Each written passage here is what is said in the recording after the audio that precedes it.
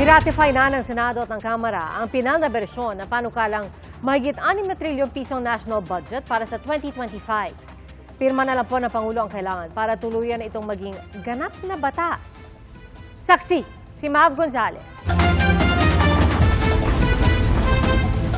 May mga tumaas, meron ding bumaba ang alokasyon matapos lumusot sa Bicameral Conference Committee ang 6.352 trillion peso na panukalang 2025 national budget. Kasama sa mga nadagdagan ang pondo ang DPWH, Department of National Defense, pati ang Kamara at Office of the President. Pero sa sektor ng edukasyon, nasa 45 billion pesos ang nabawas sa DepEd, SHED at SUCs. Bago maipasa ang budget sa BICAM, nagkaroon ng mahabang diskusyon sa pondo para sa ayuda para sa Kapos ang Kita Program o AKAP.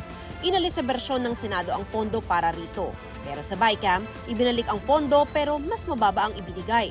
26 billion pesos ang aprobado sa BICAM mula sa orihinal na inilaan ng Kamara na 39 billion pesos. At pwede na rin itong magamit, hindi lang ng mga kongresista, kundi pati ng mga senador.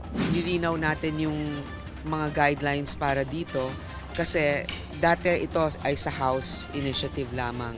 Pero bilang co-equal body at para naman may transparency, ang Senate ay merong ding pagkakataon na makatulong sa pamamagitan ng AKAP. Ang tama po ba, 21 billion para sa House and then 5 billion for the Senate?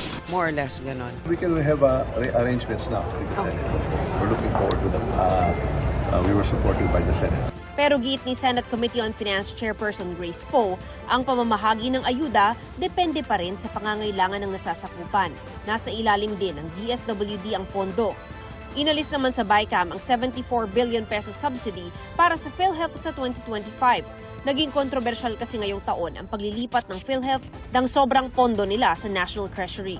Ayon kay Poe, may 600 billion pesos na reserve funds ang PhilHealth at kailangan muna itong magamit. Ang pondo naman ng Office of the Vice President na natili sa 733 million pesos. Hanggang sa huli, wala na raw formal o informal request ang OVP na dagdagan ang pondo nila. Meron namang pagkakataon yung Office of the Vice President na tumulong pa rin. Meron silang social services allotment na 600 million na pwede nilang gamitin para dyan. Hindi naman sila nawalan at yun nga yung sinasabi ko noong umpisa pa lang, capacitated pa rin sila. Reaksyon naman dito ni Vice President Sara Duterte. We do not expect anything about the budget of the Office of the Vice President anymore.